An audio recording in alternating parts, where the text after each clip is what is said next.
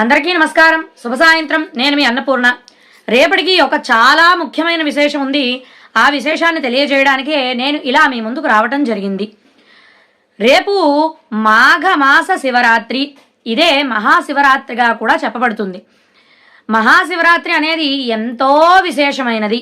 సంవత్సరంలో ఒక్కసారే వచ్చే ఈ మహాశివరాత్రిని ఎలా జరుపుకుంటారు ఏమిటి అనే విశేషాలను కూడా తెలియజేసుకుందాం.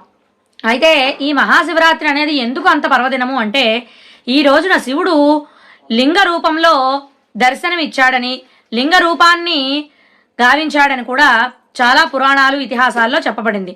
అలాగే పార్వతీ పరమేశ్వరుల వివాహం కూడా ఈ మహాశివరాత్రి నాడే జరిగిందని కూడా కొన్ని పురాణాలు ఇతిహాసాలు చెప్తున్నాయి.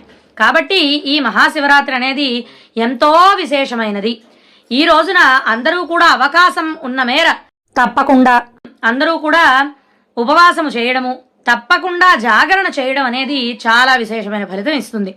అలాగే రేపు శివాలయ సందర్శనము, శివునికి అభిషేకము గావించడము, శివుని దర్శనం చేసుకోవడము, అలాగే శివ పంచాక్షరి కానీ, శివునికి సంబంధించిన ఏవైనా అష్టోత్తరాలు కానీ, స్తోత్రాలు కానీ, బిల్వాష్టకము, లింగాష్టకము, సాంబశివ అక్షరమాల స్తోత్రము, అలాగే చంద్రశేఖరాష్టకము, విశ్వనాథాష్టకము, ఇలా శివుడికి సంబంధించిన ఎన్నో అష్టోత్తరాలు స్తోత్రాలు ఉన్నాయి. కాబట్టి వీటిలో వేటిని పఠించినా విన్నా కూడా చాలా విశేషమైన ఫలితం దక్కుతుంది.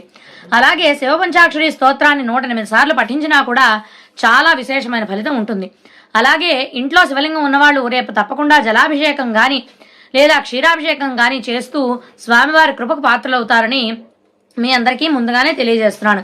కాబట్టి అందరూ కూడా ఈ వీడియోను సద్వినియోగం చేసుకుని నన్ను, నా ఛానల్ని లైక్ చేసి, షేర్ చేసి, సబ్స్క్రైబ్ చేసి సపోర్ట్ చేస్తారని మనస్ఫూర్తిగా ఆశిస్తూ కోరుకుంటున్నాను. ధన్యవాదాలు. నమస్కారం. నేను మీ అన్నపూర్ణ.